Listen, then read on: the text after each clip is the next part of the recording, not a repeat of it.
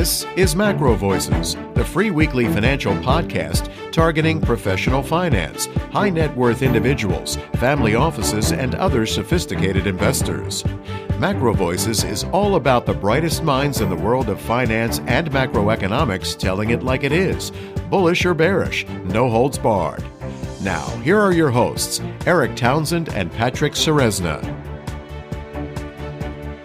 MacroVoices episode 445 was produced on September 12th, 2024. I'm Eric Townsend. Bianco Research founder Jim Bianco returns as this week's feature interview guest. Jim says it's official. The Fed has become political and risks a policy error. Jim also says the low for the 10-year could already be in, despite all the rate cuts purportedly on deck for the rest of the year. We'll also cover secular inflation, precious metals, and much more.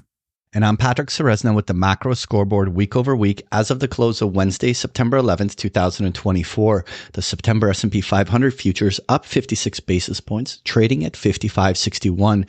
The market is in a holding pattern into next week's FOMC. We'll take a closer look at that chart and the key technical levels to watch in the post-game segment. The US dollar index up 44 basis points, trading at 101.72. The October WTI crude oil contract down 273 basis points, trading at 67.31. Another leg of selling, bringing it towards its multi-year lows. We'll take a look at that chart in the postgame, and Eric will have the EIA inventory data. The October RBOB gasoline down 306 basis points to 190, following oil lower. The December gold contract up 63 basis points, trading at 25.42, going on a month of consolidating along its highs. Copper is up 147 basis points to 414 after relentless selling over the summer, finally finding a fair value zone. Uranium up 88 basis points to 80.05, and the US 10-year Treasury yield down 8 basis points, trading at 368. New lows in yields year to date. The key news to watch next week is the retail sales, the FOMC statement and press conference, as well as the Bank of Japan and the Bank of England monetary policy statements. This week's feature interview guest is Bianco Research founder Jim Bianco. Eric and Jim discuss the coming rate cut cycle, China, the economic outlook, inflation, and more. Eric's interview with Jim is coming up as MacroVoices continues right here at MacroVoices.com.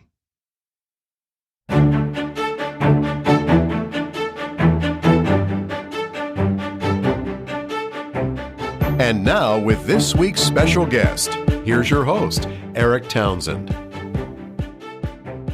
Joining me now is Bianco Research founder Jim Bianco. Jim, it's great to get you back on the show. Last couple times that we had you on, you made the prediction that if the Fed did what they have now done, which is to wait until September before any rate cutting, they would risk the appearance of having become political.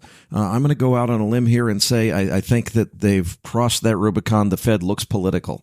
What are the implications of that? Is it really change anything? Yeah, no, the Fed has definitely become political. Let me back up and remind everybody what I said in our last conversation in May. Whatever the Fed policy was going into Memorial Day, were they tightening, were they holding, or were they cutting, usually will make it until Election Day. So to be clear, because people kind of misunderstand what I'm saying, if they were tightening going into Memorial Day, they could continue to tighten through the summer all the way to Election Day. If they were cutting, they could continue to cut. They were holding because their last move was in July of 23 with their last rate hike. So from July 23 to Memorial Day this year, they were holding. That would suggest they would hold through Election Day. Well, as we talk a week before the Fed meeting, with over 100% chance that the Fed will cut rates at their September 18th meeting, over 100% means we're debating whether or not it's going to be 25 or 50 basis point cut, not if there's going to be a cut. It looks like the Fed is going to break from its historical tradition, and it's going to cut rates in September of an election year. In other words, change policy in September of an election year. And that is unusual. It does look like it's going to be very political.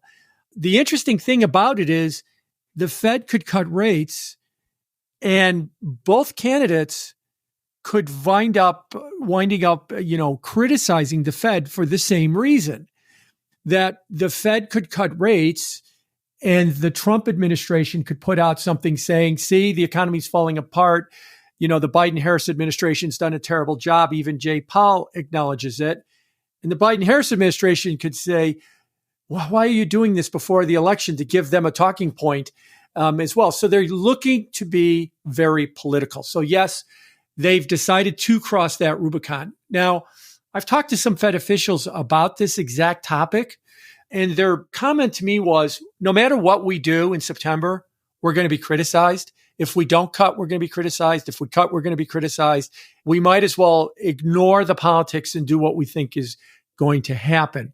And that seems to be what they're doing. They're believing the data that the economy is cooling and that a cut is warranted at this point. Final thing about this topic. I also said back in May, too, the line that the Fed is political but not partisan. So what I meant by that back in May, and I think it applies here, is no, they don't sit around the FOMC table saying, okay, and let's cut to the chase. We really want Harris to be president because they tend to be more Democrat than Republican at the Fed. So what can we do to get Harris elected? They do not do that. So I don't think they're partisan and they think of it in those terms, but they are political in that they are worried about their reputation. They are worried about the ramifications of their policies in Washington, and they care a great deal about that. But given what they've told me, and I think it's right, if they don't move, they're criticized. If they move, they're criticized. Whatever, if September 18th comes up, they're going to be criticized, whether they do something or don't do something. So they've kind of said that all cancels each other out. We've just decided that the data is cooling enough that it warrants a rate cut. And that seems to be why they're doing it. Jim, you laid out a scenario for me off the air where China's economy actually figures into this whole story. Give us the backstory there. How does China fit into this story, and how does it affect the narrative? So we'll talk about this a little bit later, but let me just say, yes, I've been bearish on bonds, and I still am for the moment. And I am very surprised that we've gotten the 10-year yield down to 366. Part of my surprise has been, I don't think you can make a case with the economic data in the United States that interest rates should be this low. So the question is, all right, let's look outside the United States. And what are we finding outside the United States? An acknowledged story that isn't maybe getting the coverage that it should. Chinese economy is in a world of hurt right now. It is really in a bad place. Their stock market is down over the last 2 years by over 25%. At the same time, our stock market is up. And I'll remind everybody that China still has rules on their books that if you are a research analyst in a brokerage house in China and you write a bearish report, you can be prosecuted. If you short sell their market, you can be prosecuted. So they are throwing people in jail that try to short their market or badmouth it. And it's still down 25% over the last couple of years. At the same time, the S&P is up 45%. Their interest rates are at an all-time low, 2.1% on the Chinese 10-year bond. Now, data goes back to 2005, but they are definitely at a 20-plus year low on that data as well. So that lower interest rates isn't saving their economy. Their second quarter GDP grew at 5%. Now, that sounds like a lot from Western market perspectives, but for high growth emerging markets like China, 5% growth, there's only 2 times in the last 45 years it's been lower than that. Tiananmen Square in 1989 and the COVID shutdown. And now, so their economy is in a world of hurt. Why does that matter? They're a bigger consumer market than the United States. They buy more cars every month than the United States or Europe. They consume more gasoline every month than the United States or Europe. If their consumer economy is really slowing, now you look over and you see Brent crude oil, the day we're recording, is under $70 for the first time since 2021. That's not an indication of what's happening in the United States. That's an indication of what's happening in China. If I look at the Bloomberg Commodity Index, that is approaching a 3-year low. That is an indication of what's going on in China, not necessarily an indication of what's happening in the United States and or in Europe. Now, what makes that surprising is the Chinese are command and control economy. They are a communist government. It's always been believed that the Chinese, a Politburo will send out the word down on high. Banks, please start lending money. People, please start spending money. Please start initiating new projects to keep the economy moving. They still have that ability to do it. And for the 25 years I've been watching the Chinese economy, probably Eric, like you have, every couple of years, people say, well, at one point, the Chinese are going to run out of the capacity to do that. Okay, I've heard that 15 times over the last 25 years. But maybe this is the time that that's finally starting to happen, and that the Chinese economy is really in a bad place. It is killing demand for commodities. It's killing demand for energy. Those prices are way down. And that's what you're seeing world interest rates respond to, especially in the developed countries, is that lowering of commodity prices and that lowering of energy prices, not because of what's happening in Europe and or the United States, but what's happening in China. Now, one of the predictions that had been made for many years is that China had historically been a huge buyer of US Treasury debt and that they would eventually stop doing that and it would cause all kinds of problems for the US. In many ways, that story already came true. They really have divested a lot of their Treasury holdings, but it has not caused any problems, any significant problems for the US, at least not so far. So are you saying that it's now about to start causing those problems? Is that where you headed with this? Well, I'll throw in the other side of the equation now, too. The Chinese holdings of U.S. Treasury debt actually peaked in 2012. So it peaked 12 years ago at about 1.2 trillion. I'm confident enough in remembering that number correctly. And it's down, probably 20% to a third. So they've been divesting themselves of treasuries for the last 12 years. Now, a big reason that they're doing that is, remember that, like the conveyor belt, that if you want to think of that metaphor, they produce product, put it on a boat, send it to the United States. We pay for that product with dollars. What are the Chinese going to do with all these dollars? Well, they're not going to convert them all to yuan. That would affect their foreign exchange market. So they recycle those dollars into US Treasuries. Well, the trade with China, especially since the trade wars under the Trump administration in 2018, is down. And COVID and the rebound from COVID never really recovered the pre-COVID levels. So we're buying less stuff from China. We're still buying a significant amount of stuff, but less than we used to. So that conveyor belt, if they send them stuff, we send them dollars. They recycle those dollars into the United States. They're still doing that, but they're doing that at lower levels, which is why their full holdings of treasuries has been falling. Now, on the other side of the equation, there's the new country that is the largest single holder of treasuries is Japan. And they've overtaken China a couple of years ago. And they have been constantly hoovering up treasury securities under the yen carry trade. So, borrow money in Japan at somewhere near zero interest rates and then go out and buy something that yields more. Now, a popular product that they've been buying has been Mexican treasury bills, because Mexican treasury bills yield over 10%. So you can borrow at zero in China. You could buy a Mexican treasury bill that yields 10%. You have to take the currency risk. You can't really hedge it.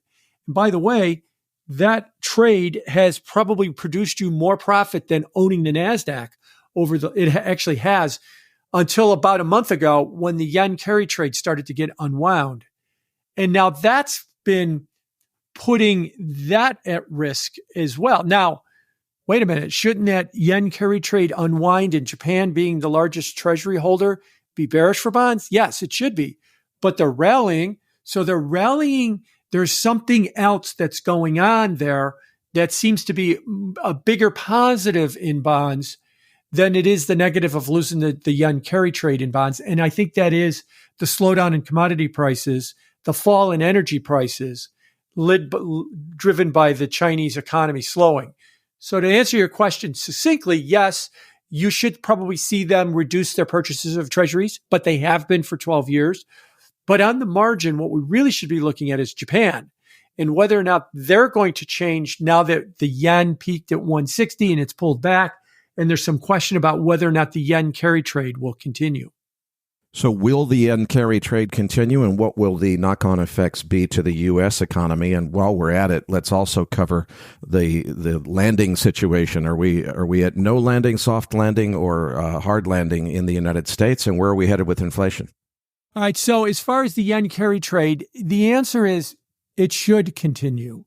It's still an attractive trade. Now, what happened to cause that unwind? July 31st was the Bank of Japan meeting.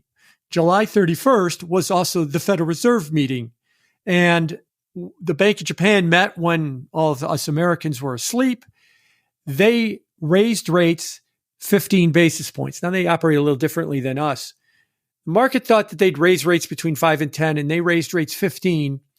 And they made some noise about that they might not be done raising rates. So the takeaway here is they surprised with a bigger rate hike than people thought and said there might be more of this. Well, if you're a levered trader, I am borrowing a lot of money in Japan, financing it at their funds rate, which is, at their repo rate, which was around 5 basis points or effectively zero, and buying a bunch of Mexican T-bills or US 10 years or something that's yielding a lot more and have no currency risk.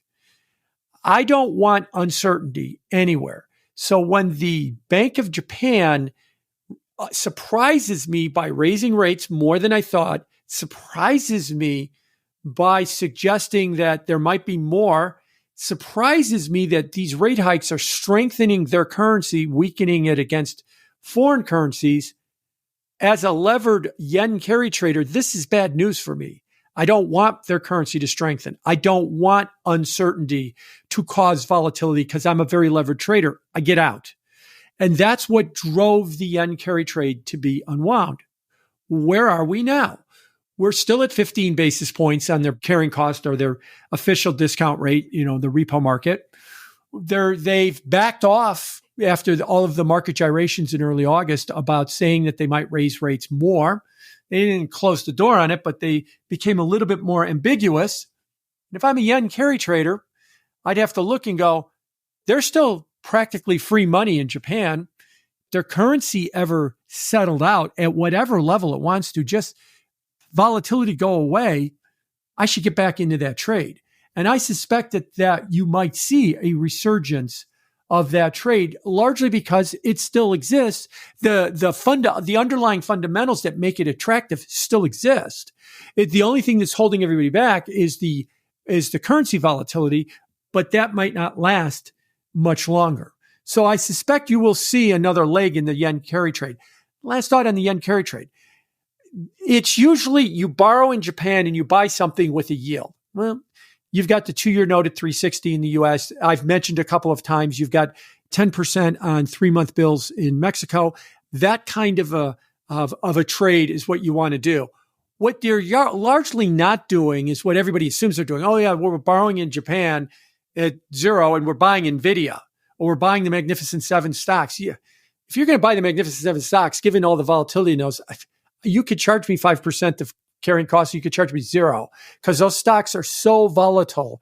That extra carrying cost and taking that currency risk is really not that important. So I don't think that you're doing that trade in Japan to find a way to buy, Microsoft or NVIDIA or something along those lines. Now, to your other question, as far as the economy, Wall Street likes airplane metaphors. There's the no landing, which is a recession. There's the soft landing, which is a recession. There's the no landing, which is the camp I'm in, which means that the economy continues to grow at its potential. In other words, it is just cruising along and it's not showing signs of any kind of a slowdown or a recession. And then there's that nebulous middle, the soft landing. And the reason I call it the nebulous middle is the soft landing has no real definition. If Wall Street forecasts a soft landing, it has a definition. Joe Biden says we're going to have a soft landing. In fact, he demanded that we're going to have a soft landing in the State of the Union address. And he said a soft landing just means the inflation rate's going to come down. That's all he thinks it means. And over the weekend, Janet Yellen said we're going to have a soft landing. And she had some 3-paragraph definition of what it was. And it's completely different from Joe Biden's definition. And it's completely different from Wall Street's definition. And I've often quipped, Wall Street loves to forecast the soft landing because it has no definition. So I'll tell you I'm going to have a soft landing. So in a year, I can give you a definition and tell you I'm right. Now that I've said that, I'm in the no landing camp. The reason I'm in the no landing camp is when I look at the U.S. economy, I don't see real signs of a slowdown. I see GDP growing at 2 to 3%. I see the Atlanta Fed GDP tracker is still saying that we're going to grow above 2% this quarter. Economists have a phrase called potential. It's not an observable measure, but it's what should the economy do if no one is slowing it down and no one is speeding it up? It should grow at what is known as its potential. That is estimated to be between about 2 and 2.5%. Well, that's exactly what it's been doing for the last 8 quarters. And that's what the Atlanta Fed GDP says it's going to be doing from here. And so therefore, when I look at the U.S. economy, I don't see many signs that we're in deep trouble. And so I still remain in the no landing camp, although being in the no landing camp, I am as frustrated as anybody else that we have a 366 at the time of recording 10-year note, which is very, very surprising. How should we interpret what's happened with the Bank of Japan in terms of whether it was a policy error or it's, what we can expect more of and so forth? At least the way I experienced this whole thing, it felt to me like, first the BOJ hikes rates. They didn't think it was that big of a deal. The market freaks out. And it felt to me like the BOJ kind of came back mea culpa and said, we didn't really expect it to have that big of a result. We didn't mean it, guys. We're rolling it back. Is that not the right way to interpret it? Because it sounds from what you're saying like this really is an ongoing thing. The yen carry trade is back in full force, and the policy error that we thought might be leading to its demise is now forgotten. Is that the right way to interpret it? All right, so I'm going to give you an answer that's probably going to get me in trouble with a cohort of people listening to this. Ueda, the Bank of Japan governor who runs the Bank of Japan, is an MIT graduate. He had he was there with Draghi and with Bernanke, all the central bankers, the economics department at MIT. And I like to quip that the MIT central bankers, if you say to them, hey, you've got this giant carry trade that's going on with your currency because of zero interest rates, they'll turn to you and say, oh yeah, well, show me the measures of how big it is. And I would say, well, when somebody engages in the carry trade and they write a trade ticket, there's not a little box in the corner that says yen carry trade, please tick it off. And therefore I could tell you how much there is of the yen carry trade. But intuitively, I can tell you that the underlying fundamentals and the strong circumstantial evidence that we see in the market suggests there's a giant carry trade around your currency and your funding rate. And the MIT graduates would say, oh, so you can't measure it. So maybe it just doesn't exist at all. Maybe you're grossly overstating the case, and I shouldn't worry about it that much. And then they go ahead and say, given the strong inflation in Japan, because inflation in Japan is finally above 2% on a sustained basis for the first time in decades, and the idea that it might stay there, they correctly looked at their economic data and said, maybe we should be raising rates and let's get going. And they raised rates a little bit more and said we should raise rates after that. And then the yen carry trade blew up. And the MIT grad said, oh, I guess there was one, even though we couldn't really measure it. And that's where I think they got surprised by it. So now everybody who's got an MIT grad is going to be hating me on saying that. Strong letters to follow. But I think that that's where their fundamental mistake was, which is why they did a bit of a mea culpa with it afterwards when we had all of the volatility. You may remember August 5th when the VIX index in the pre-NYSE hours got as high as 60 intraday, and the S&P fell 3% that day, was down almost 5% intraday at one point. That was all part and parcel of that toxic reaction to the yen carry trade unwind. So at least now those MIT grads over at the Bank of Japan will say, okay, maybe we can't measure it. I can't give you a chart to show you how big the yen carry trade is, but we'll acknowledge that that is a thing that they should have been a little bit more cognizant of. And the way you become a little bit more cognizant of it is you don't surprise the market. The Fed has a phrase for this, forward guidance.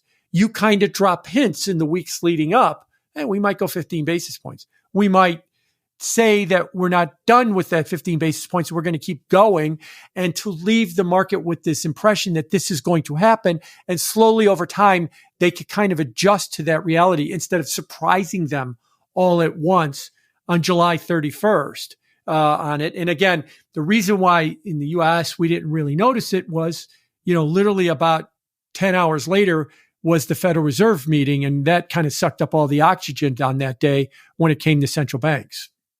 Now, the other topic that you and I have discussed in past interviews has been secular inflation, and you've generally sided with me that we're more likely to be in a new secular inflation. Is that still your view? How has that view evolved since we last spoke? What do you see in terms of the secular inflation forces that are starting to press on the economy? I still think we are still in a secular inflation.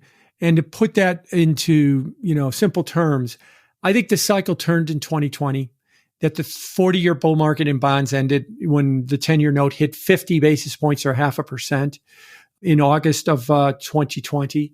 I think that the inflation cycle bottomed at that point too, and that we've seen inflation go up. Now it hit 9% in June of 22.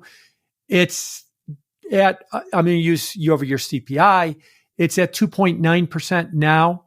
It's expected the day after we're recording is going to be the August CPI is going to come out. It's expected year-over-year should fall to about 2.5% because you're dropping a very low number from the August 23 CPI number. And you're dropping a very high number from the August 23 CPI number because crude oil prices were a lot higher.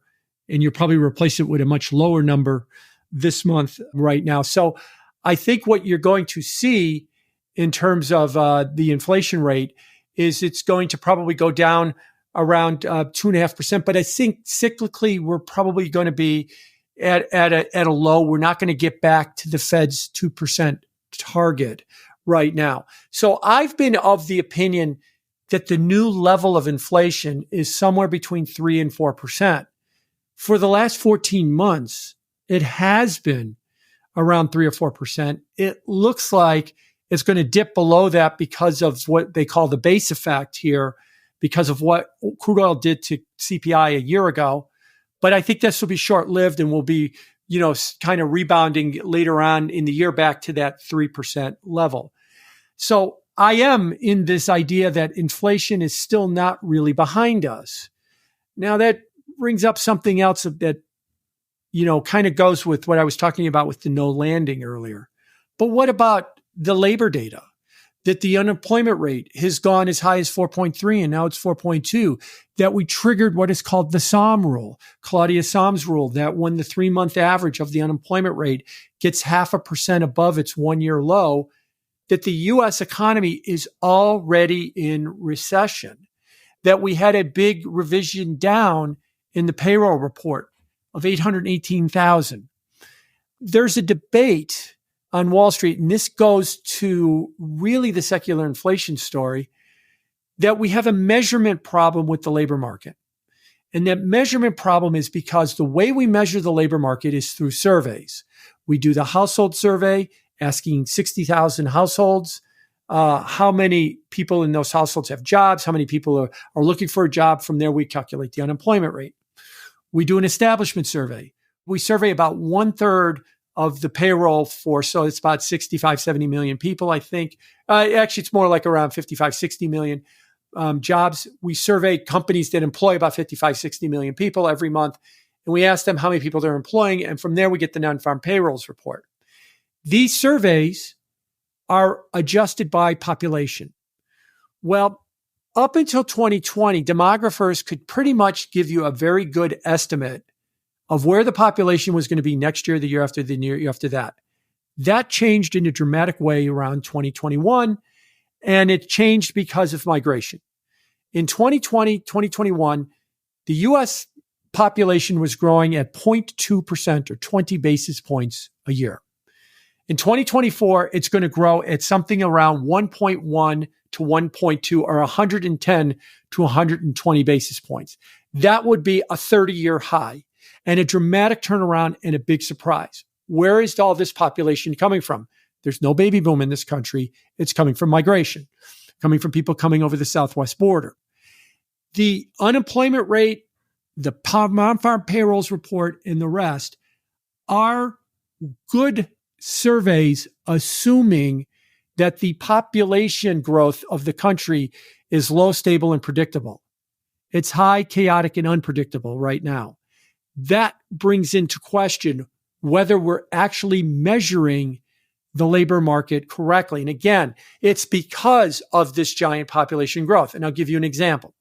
In the payroll report revisions that came out 2 weeks ago, 818,000 reduction. And that was spun by there's 818,000 less jobs than we initially thought between April of 2023 and March of 2024. That was the revision period.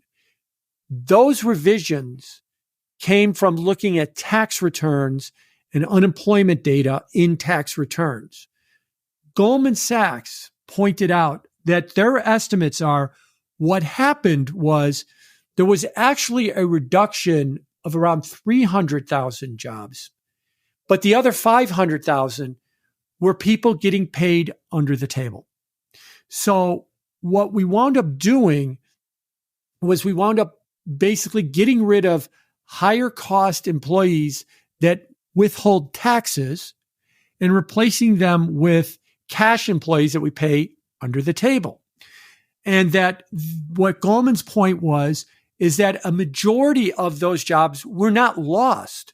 They were replaced with people that are not paying taxes. Remember, it was tax returns and unemployment insurance on tax returns that drove those revisions. Well, if I'm paying people under the table, they're not showing up in tax rolls. So the correct assumption is we lost 818,000 jobs. If the population growth was low and stable and predictable, that would be a good assumption. But since it's highly chaotic and unstable and unpredictable, that assumption should be called into question. Where do we see this in the data?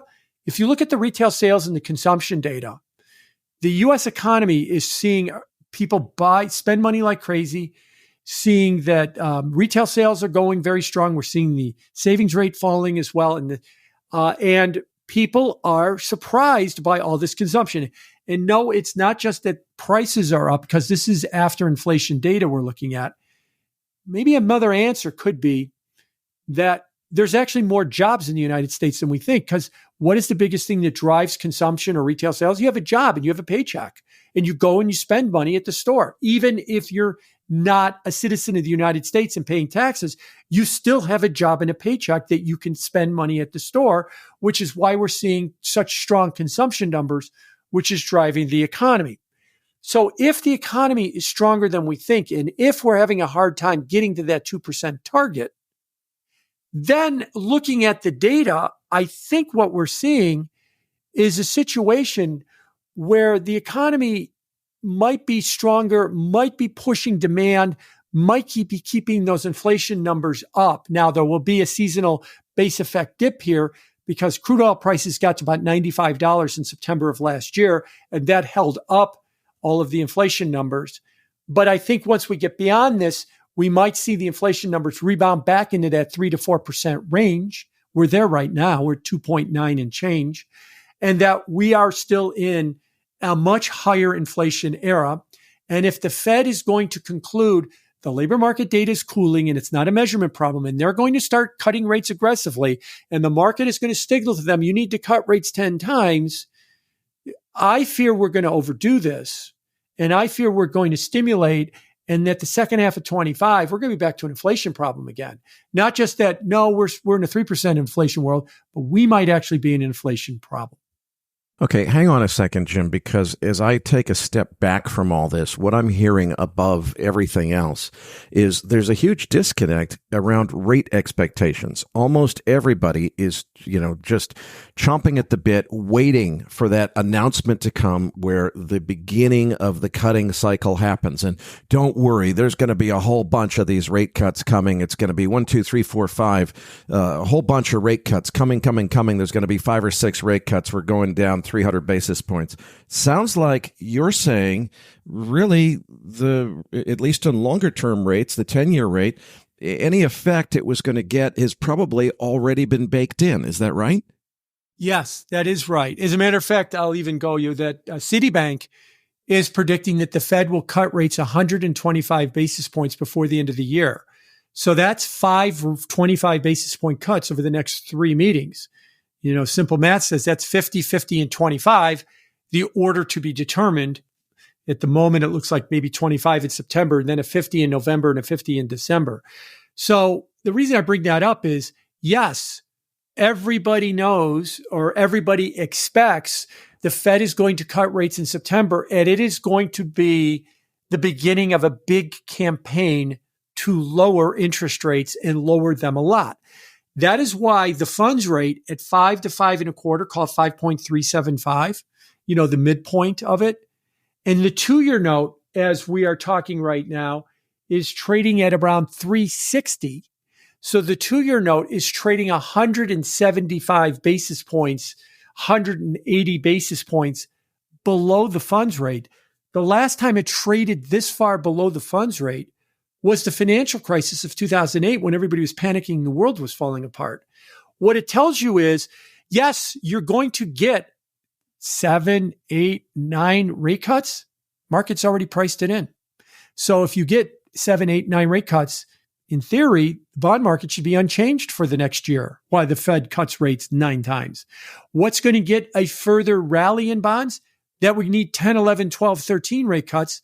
That would mean we're going into recession. What would be a good signal that we're going into recession? If you saw credit spreads widening, if you saw the stock market sell off well in excess of 10%, neither one is happening. The stock market's around 4% off its all-time high, which was set in July. Credit spreads are tight relative to the last couple of years. They've widened a little bit, but nothing meaningful.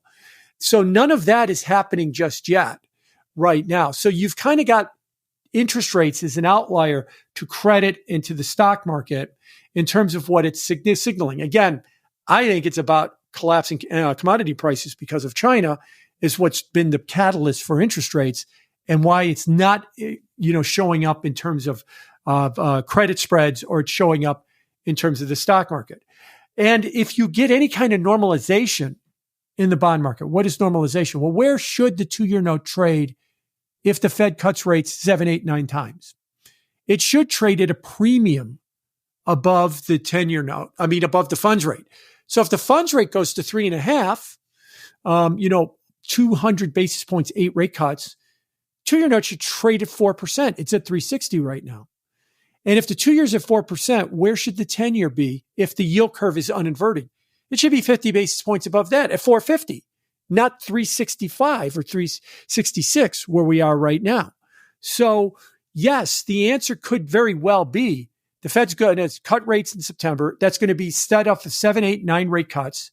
And if that happens, interest rates go up 100 basis points because we've already priced all of that in. Now, if you want to make the case that they're going to go a lot further, then you got to make the case the U.S. economy is falling apart. I'm an Olander. I don't see it. The stock market doesn't see it. The credit market doesn't see it either. I'm going to go out on a limb here, Jim, and say that if you're right, it's a pretty big surprise in the sense that, most people are not expecting what you're talking about, for there to be no material change in longer term rates after there's maybe as many as 8 Fed policy cuts.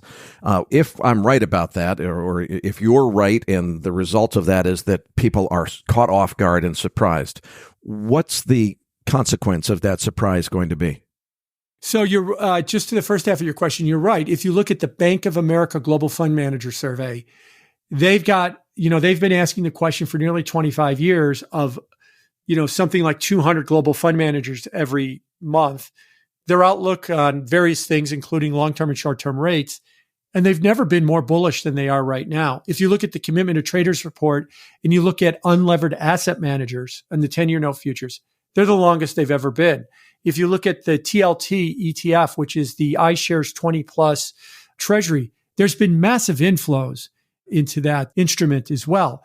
People think that the Fed is going to cut rates in September, even though interest rates are down 140 basis points from their peak a year ago. They think, no, this is just the opening inning of a massive rally. Now, what gives them that belief that it's the opening inning of a massive rally, which is why they're all so bullish in all these surveys? Because they don't think the 40-year cycle ended in 2020. They think that we are going to have many more episodes of going to zero interest rates and quantitative easing again and again and again, and that is the normal course of affairs as we move forward. And that's where I differ from them. I think that secular era is over right now. And with that secular era being over, I think that it's going to be very difficult to get interest rates down that 7, 8, 9 rate cuts unless you see serious and protracted weakness in the U.S. economy, U.S. credit market, and U.S. equity market, all three of which are not showing that, in my opinion, just yet. How should we be thinking about the long term of what is normal? Because certainly for the last several years, near zero interest rates have been normal. Of course, you and I would say, well, that's not normal. That's only been for the last few years. The normal was established in a much longer time frame. But certainly there has been something over the last 10 years or so, post-2008 financial crisis, where it seems like there is a decided new normal, where the central bankers have a different participation level than they used to in the economy. Does that mean that we are in a new era where central bank participation is going to be more important and rates are going to be lower, or are we moving back to historically normal interest rates? I would answer this. Short answer is we were in a new era that ended in 2021, 2022. Now, let me explain. And I'll use Austin Goolsbee, the Chicago Fed president. Austin Goolsbee is one of the bigger doves at the Fed and has been very adamant that the Fed needs to cut interest rates. And he's been adamant that the Fed needs to cut interest rates because he looks at real rates. That would be interest rates less inflation, and says that real rates are way too high. And because real rates are way too high, that is a restrictiveness on the economy that is slowing things down. And he would point to the labor data as a sign that these real rates are slowing things down, although I would argue there's a measurement problem because of population growth, as I explained earlier. Well, here's the question. From 2009 to 2022, interest rates were at zero. We were in a quantitative easing era, and real rates averaged from 2009 to 2022. And for those that want to know, I'm talking about the federal funds rate minus core PCE. That's the Fed's favorite inflation measure. That rate averaged minus 1% from 2009 to 2022 during the QE period. Well, we're not in a QE period. We ended that. We're in a QT, quantitative tightening period, where the Fed has been reducing its balance sheet. So what is the appropriate interest rate when you have inflation and you have quantitative tightening? Well, what was the average real rate before 2009? From 1982 to 2009, it was 2.6%. Today, real rates are 2.8%. They look a lot like where they were, pre-QE. So this does bring up an interesting debate. What is the neutral funds rate, or where should interest rates be? Some on Wall Street think zero. Of course, they have to be zero because that's where they were from 2009 to 22. Yeah, well, we're not doing QE. We're doing QT. We're reducing the balance sheet. We're no longer in a ZIRP period, a zero interest rate policy period. And Jay Powell himself has said in some of his press conferences, he doesn't think we're ever going to go back to that unless we have some kind of huge, massive economic crisis, which is what we are not having right now. So it begs the question, where should interest rates be? Well, if you look at the pre-QE period, real rates are not that far off the average of the pre-QE period, even though Austin Goolsbee he's been screaming, we're at nearly a 20-year high in real rates. Oh my God, look at what it's doing to the economy. What? The economy's fine. It's growing at trend or potential for 8 quarters in a row. And are you telling me that real rates should maintain that minus 1% range that it had during QE when we're not doing QE? Or should they be closer to about 2.6 and they're at 2.8? This brings up a adjacent argument. What is the neutral funds rate? Well, the Fed forever used to say that the neutral funds rate was 2.5%. How'd they arrive at that? 2% long-run inflation target, which they still believe in. A lot of Wall Street still believes. I don't. I think it's more like 3. And a half a basis point R star on top of that. So you take the long-run inflation rate, add a 0.5%, fudge factor, or they call it R star, reals on top of that, and you get 2.5%. Well, the Fed has been moving that target up. It's up to 2.75. When Jay Powell was asked about it at a recent presser, I think the June one, he said, oh, this is just a kind of a thought experiment, a theoretical exercise, and the like. No one really, thinks more of it than that. And I disagreed. I profoundly disagreed with him. And I understand why he said it. He said it because what it's implying is a belief that maybe we're not going back to 2% inflation. We're going to go to 2.5% inflation or 3% inflation so that neutral funds rate needs to move up. And then Mary Daly at the San Francisco Fed came out and said, our star might be closer to 1%. Well, if you've got a 3% to 4% inflation target, like I've got, and you put 1% R star on it, that means that the neutral funds rate is 4. A lot of people on Wall Street would argue that they could see that the neutral funds rate is 3.5 to 4. Well, let me go back to what I said earlier, that Citibank is saying we're going to get 5 25 basis point cuts by December 31st. That puts the funds rate at 4 to 4.25. If I go with Wall Street's estimate of neutral, 3.5 to 4, we might be in 90 days close enough to what we would refer to as neutral. We should be done with this rate cutting cycle in 90 days. Should be done with this rate cutting cycle in 90 days because we'll be near neutral. But the expectation is, no, this is the early innings and we're going to go 7, 8, 9 rate cuts. And we're going to go way too far and be way too stimulative and wind up with, like I said, an inflation problem in the second half of 25.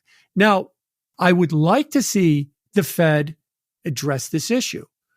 Why do you still think we have a 2% inflation target? Give me some arguments. Why do you still think that the long run rate is 2.75 to 2.5 when everybody else and even market measures of the long run inflation rate are much higher than that? Give me some arguments. The Fed doesn't. They just say, look, it's been 2.5 forever and it's just going to stay there because remember, the Fed's not partisan but political, because politically it's a good number for us, and we'll just go with it. Although no one other than the Fed says that that's how far they have to go back to neutral, and they've all cranked themselves up that there's going to be a lot of rate cuts as we go forward from here. And the risk is, if you can't answer the question as to where neutral is, you're going to start a journey on September 18th. What's the destination? If you can't answer what the destination is, you're going to go too far. And that is the real risk that we face that has yet to be really, articulated as to how far we're going to go and where we think we should stop.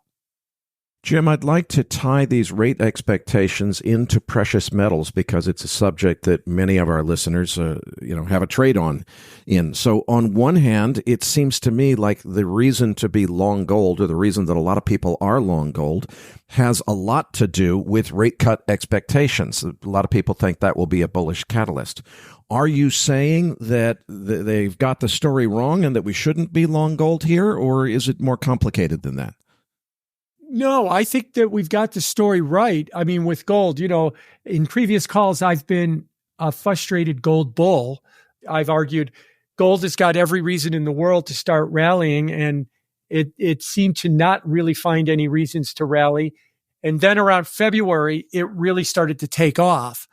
I look at gold as being one of, it hedges you against one of two things. First of all, it hedges you against bad things and uncertainty. Monetary policy is running well into the uncertainty camp. And I would argue, where's that uncertainty coming from? You're going to cut rates, and you haven't articulated where you need to go. That's the last thing we were just talking about. So if you just start cut, like I said, we could be in the second half of 25 and go, whoa, we went way too far in the other direction here. And now we've got a problem, and that benefits gold as well. The other thing about gold I've said too is, to my frustration with gold, is that we've turned it into a quasi-fiat currency. We trade ETFs on it, we trade derivatives on it, we trade futures on it, that it kind of moves up and down like a fiat. Well, maybe what we could be doing now is finally breaking of that cycle, and that if we're going to wind up with a policy error, and that's what I'm suggesting, is that there's a real risk of a policy error. If this is the start of a big, massive rate cutting campaign, from what I see, if we wind up with a policy error, then maybe we could finally break gold of that fiat currency thing that it trades on an ETF, it trades in the futures market, and it starts acting like it's traditional hedge store of value. I think that's what we've been seeing in gold with the rally that we've seen over $2,500. And all of this seems to be very, very supportive of gold. And I also would find it interesting to point out that in the last 5 or 6 years, we've had some epic stories. I've even said this with you on previous calls, right? Peter Schiff's dreams have happened in the last 5 years. We have had a pandemic. We have had 9% inflation. We have had gyrations in markets like we've never seen. And gold could not get out of its own way. And then starting in February, when everybody started talking about, nope, the Fed's got this policy all wrong and they've got to start cutting rates like mad, gold finally started to take off.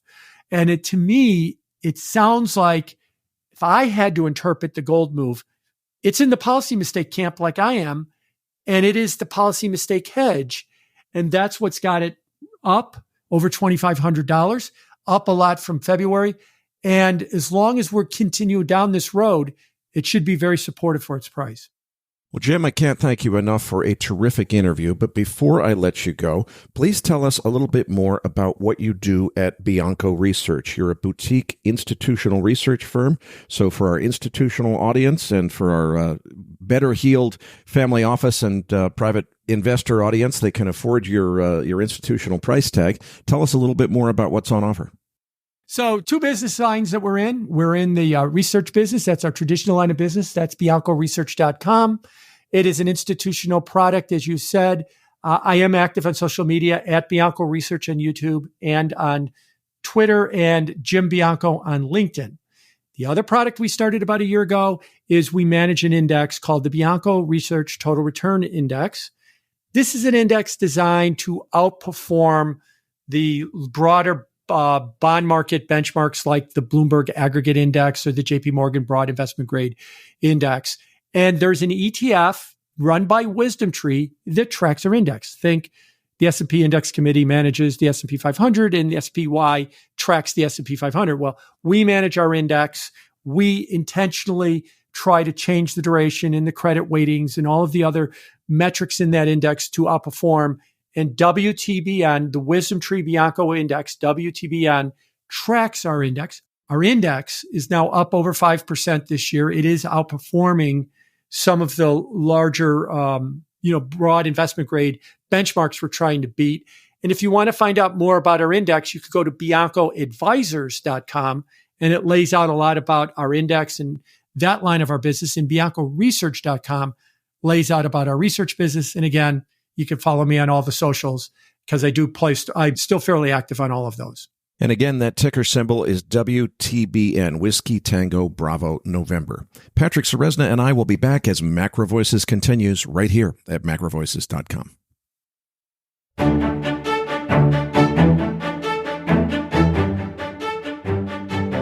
Now, back to your hosts, Eric Townsend and Patrick Ceresna. Eric, great interview with Jim. Nick Galarnik is away this week. Now let's get to that chart deck. Listeners, you're going to find the download link for the post-game chart deck in your Research Roundup email.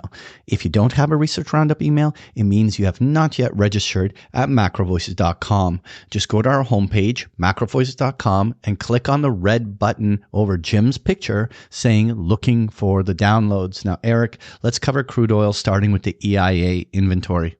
EIA printed a build of 833,000 barrels, but Cushing, Oklahoma saw another great big drawdown of 1.7 million barrels. That's really putting Cushing right on its operational minimums and challenging the ability of that facility to perform its blending operations and do the other things that they do there. But the finished products were the big builds on the board, with gasoline building 2.3 million barrels and distillates building another 2.3 million barrels for a net petroleum build of 3.7 million barrels on the week.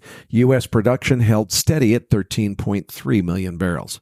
The market sold off hard to a low 65 handle on plenty of OPEC spare capacity, talk of ending the cuts, and recession fears. This could persist and we could easily trade much lower from here, or it could turn around on a dime in any sort of escalatory news on one of the global geopolitical conflicts. Eric, certainly spare capacity and recession fears have been driving the short-term weakness in oil, but technically there's an interesting point here. We are quite oversold technically as we now approach the 3-year lows. As we come to this support line, this is often where there are technical bounces from oversold conditions. This would result in a potential counter-trend rally that could easily find us in the mid-70s. From this incredibly oversold range.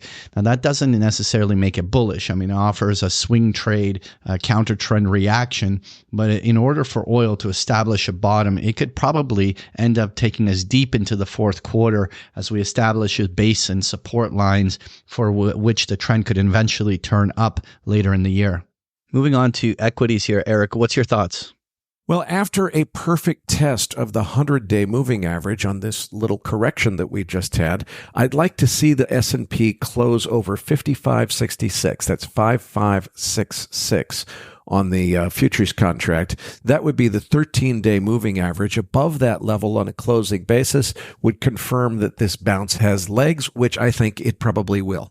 The S&P 500, it continues to be bought on dip each time it tries to correct that big rally since the August low. Overall, the market is in a holding pattern and entering a period where there's a huge pivot coming with the FOMC meeting, and the likelihood that market stays in this holding pattern until the FOMC is very likely. Odds of us making a fresh new high prior to the FOMC is something I wouldn't assign a high probability to. Overall, we should end up seeing relatively, while volatile, but more of a range-bound volatility this coming week. It will all be a setup for, will there be some sort of inflection point from the FOMC meeting that spurs either a bull breakout or a breakdown? My inclination remains that we're seeing a bigger topping formation developing. Even if the market tests its previous highs and even or prairie dogs that high, it is something that I don't think is going to be bigger picture sustainable until we go through a deeper, more pronounced consolidation and or a bigger correction. I wanted to highlight on pages 4 and 5 the breadth of the market. On page 4, I have the New York Stock Exchange percentage of stocks above their 50-day moving average. And on page 5, I have the NASDAQ one. And what we can see here is the breadth of the market remains quite weak. On the New York Stock Exchange, we're at 54% of stocks that are trending higher right now. And when we look at the NASDAQ, we're sitting much closer to 39%. So actually, the majority of stocks are either in a downtrend or not participating on the upside. This type of breadth can be looked at two ways. One, if the breadth was to return, it could be the fuel for a bull advance. Another view, though, is that this is continuing to show that there's underpinning distribution going on in the market to support the idea of a topping formation. Overall, I think that the market is relatively thin here, and I think that overall, the bigger tops in the market are likely in, and it's just about waiting for that FOMC inflection point or other type of a catalyst that could spur the next major volatile move. Now, moving on to the dollar, what are your thoughts, Eric? We seem to be consolidating between 100 and 102 on the Dixie. A daily close below 100 would be a welcome and strong signal that the new downtrend in the dollar is still firmly in play. On page 6 of the dollar index chart, Eric, and what you can observe here is that we are trading at multi-year lows, very similar to where we are with crude oil. And the big question, of course, is will the ECB and or the FOMC become a catalyst for potentially a further deterioration in the dollar lower? Typically, when you reach major support lines, again, technically the market offers a reaction. It's usually counter trend, fib retracing. We can be testing the 50-day moving average near the 102 to 103 levels above. But if that continues to demonstrate distribution, especially in the post-FOMC period, ask the question as to whether there's one full leg lower coming in the dollar. Now, every time we've been at these kind of lows in the last 2 years, a meaningful counter trend rally back up to the top end of the trade ranges was the result. We're currently at the key inflection point with the FOMC making their interest rate pivot. It'll be interesting to see whether that results in any meaningful trend shift. And moving on, I want to talk on page 7 on that gold chart. Well, we were back to testing cycle highs until the inflation data put a damper on the market on Wednesday morning. The slow stochastics, though, are about half-mast now and pointed sideways as compared to extreme overbought a couple of weeks ago. So about half of the froth has now come out of this market. I remain extremely bullish long-term. The thing is, there's just plenty of scope. $100 down from here would not violate the primary uptrend. Gold doesn't really become a strong buy until about 24.80 or so, well below the current market. So we're right on the high end of the channel, and I think we'll eventually break out higher. But right at this point, it's hard to justify to adding to longs because we're really kind of already right at the resistance level. It's an interesting pattern in a sense that gold remains clearly in bull trend. Higher highs, higher lows, staying above its moving averages, staying above its ascending trend lines, everything that indicates bullishness. But we're in a 1-month consolidation along the highs, and that usually unwinds any overbought state. The path of least resistance is for this to remain in its prevailing trend, which is a bull breakout that could see us get up to 2,700 on the upside. The bigger question, of course, will we see that kind of a bull breakout here? I want to say that, give it the benefit of the doubt that the bulls will prevail, but any corrections that happen, so long as these corrections stay above those March, April, May highs, which are all just above 2,400, then you can approach gold with a buy on dip mentality and see whether or not the bull trend continues. Now on page 8, I have that chart on the copper futures, and what's interesting is that copper has been in a pretty pronounced downtrend and stayed below its 50-day moving average for the last several months, and with major supports lying still substantially lower, like 10% plus on the downside. But yet we now have a temporary break above its 50-day moving average. I remain generally skeptical that this rally will stick beyond, let's say, a quick pop to 440 and just retrace some of the very oversold conditions. But I still am in the camp where, though on the bigger picture, there's all sorts of amazing bull cases to be made on copper. It's very likely to spend a lot of time grinding it out for the next few months and establish meaningful trading bottoms that inevitably will lead to the next bull breakout. The question, of course, is that will this bull breakout stick? And my view at this moment is that I am highly suspect that this is going to be potentially a false breakout if it does. Now, Eric, let's talk uranium. Okay, first let's explain the news. The catalyst for the big spike up in the uranium miners on Wednesday was reports that, exactly as our friend Justin Hune over at uraniuminsider.com and several other experts had predicted correctly, they anticipated that Vladimir Putin would end run any possibility of waivers to the import bans that the U.S. Congress imposed on Russian uranium by simply considering export bans from the Russian side, effectively upstaging the Americans. That would be consistent with exactly what Justin predicted, and I think he got that call exactly right. So kudos to Justin and Rick and the team over at at uraniuminsider.com. But now we get to find out, was this reaction that we saw on Wednesday in the market for uranium mining shares just a pop-up reaction on the news, a knee-jerk that's only going to retrace lower as we find still lower lows still ahead? Or was this the beginning of a major trend reversal that everyone's been waiting for? Well, needless to say, it could go either way. The bear argument is the technicals. All the moving averages are pointed down and sharply down. We took out the 61.8% fib retracement level to the downside on the big move up on URNM, the biggest ETF in the sector. So that was on the big move, last year's big bull market up. We've already gone beyond the 61% fib retrace. So oftentimes you go past that level, you go back to 100%. That could mean that last year's lows are the next target lower.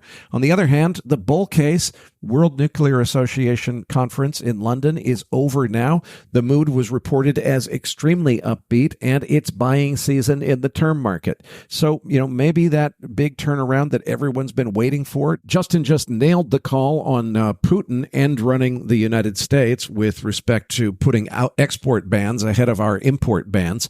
Maybe he'll also get the call right on the market bottoming. He didn't quite say that in his last subscriber video, but it sounds to me like he's very much of the mindset that we're close to bottoming, if not already past a bottom here. So hopefully he's got that call right as well. We'll see what happens. The only technical observation I want to make is it really feels that while the primary downtrend, which has been dominant all year in uranium, is still the path of least resistance and the trend and the channel that continues to be intact, but we have finally seen divergent momentum. The downside selling pressure seems to have subsided, and while that doesn't result in buying pressure, we really don't see any motivated selling taking down prices to even lower levels. The bigger question is, have we found like a fair value zone here on uranium where this is where some of these consolidations will inevitably lead to a trend shift? I think this is one that should be high on members' watch list to see whether or not this trend starts to shift going into the fourth quarter. Finally, I wanted to just touch on page 10, the 10-year Treasury yield, and what we see is continued breakdown in yields.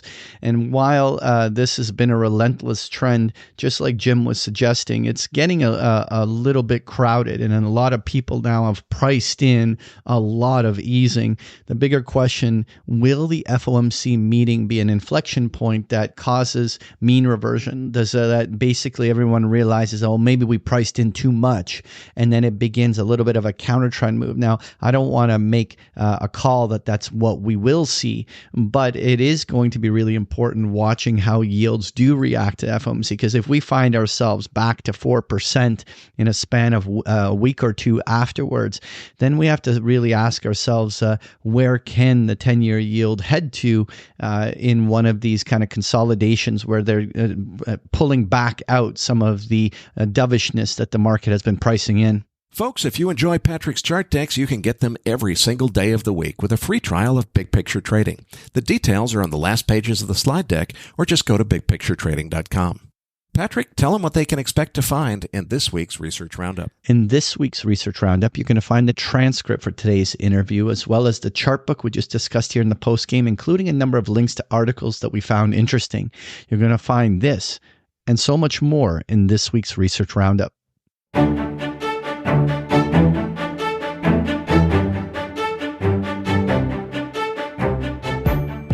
That concludes this edition of MacroVoices. Be sure to tune in each week to hear feature interviews with the brightest minds in finance and macroeconomics. MacroVoices is made possible by sponsorship from BigPictureTrading.com, the Internet's premier source of online education for traders. Please visit BigPictureTrading.com for more information. Please register your free account at MacroVoices.com.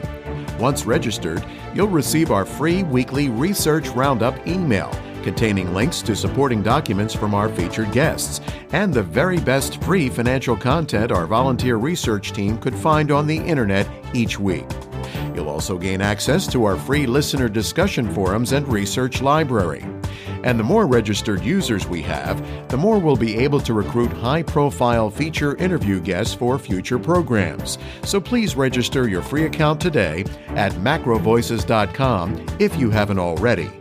You can subscribe to MacroVoices on iTunes to have MacroVoices automatically delivered to your mobile device each week, free of charge. You can email questions for the program to mailbag@macrovoices.com, and we'll answer your questions on the air from time to time in our mailbag segment. MacroVoices is presented for informational and entertainment purposes only. The information presented on MacroVoices should not be construed as investment advice. Always consult a licensed investment professional before making investment decisions. The views and opinions expressed on MacroVoices are those of the participants and do not necessarily reflect those of the show's hosts or sponsors. MacroVoices, its producers, sponsors, and hosts Eric Townsend and Patrick Ceresna shall not be liable for losses resulting from investment decisions based on information or viewpoints presented on MacroVoices. MacroVoices is made possible by sponsorship from BigPictureTrading.com and by funding from Fourth Turning Capital Management, LLC. For more information, visit MacroVoices.com.